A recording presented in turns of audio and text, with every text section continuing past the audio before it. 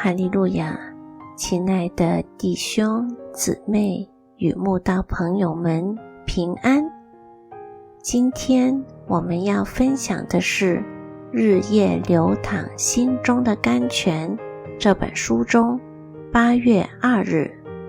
祸延子孙这篇灵粮。本篇背诵金句民数记14章18节，耶和华不轻易发怒，并有丰盛的慈爱，赦免罪孽和过犯，万不以有罪的为无罪，必追讨他的罪，自父及子，直到3、4代。神虽是常赦免人的罪孽，极其慈爱怜悯的神，但也是公义的神，万不以有罪的为无罪。人若犯罪，纵使认罪悔改，还是要付上作恶的代价。若不认罪悔改，神必追讨他的罪，甚至自父及子，直到3、4代。扫罗当上国王后，如果事事谦卑顺服，神根本不必另立大卫来取代他。在他老死后，他的儿孙们还可接替他当王，但扫罗的悖逆与顽梗让神厌弃他，不只害了自己，也害了他的儿孙们。扫罗的儿子约拿单是圣经中除了约瑟与但以理以外，另一个对其生平没有负面评价的人。这样一个好人，本该成为国王，人生的结局也该是美好的，却因其父亲的罪恶，人生提早结束于非利士人的手里。约拿单的儿子米非波设5岁时，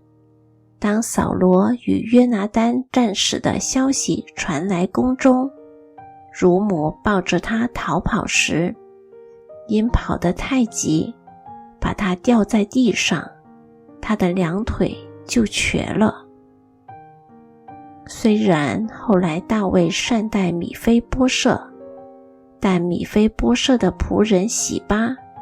却借机欺骗出宫避难的大卫说，米非波设要趁机夺回国权，以致大卫回宫后责问米非波设，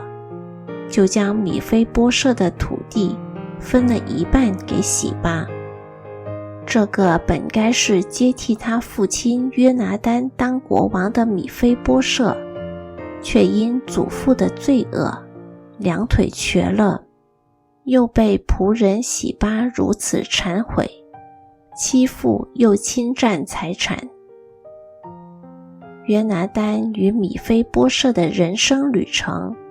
本不该是这般凄凉悲惨的，但因扫罗不好，而影响了他们2人的命运与前途。有人说，以西结书说，儿子必不担当父亲的罪孽，父亲也不担当儿子的罪孽。既是如此，那为何约拿单与米非波设要担当扫罗的罪孽呢？我想是因为扫罗从来没有为自己的罪真心悔改吧。若有，他的儿孙们也不用承担他的罪孽了。圣经说，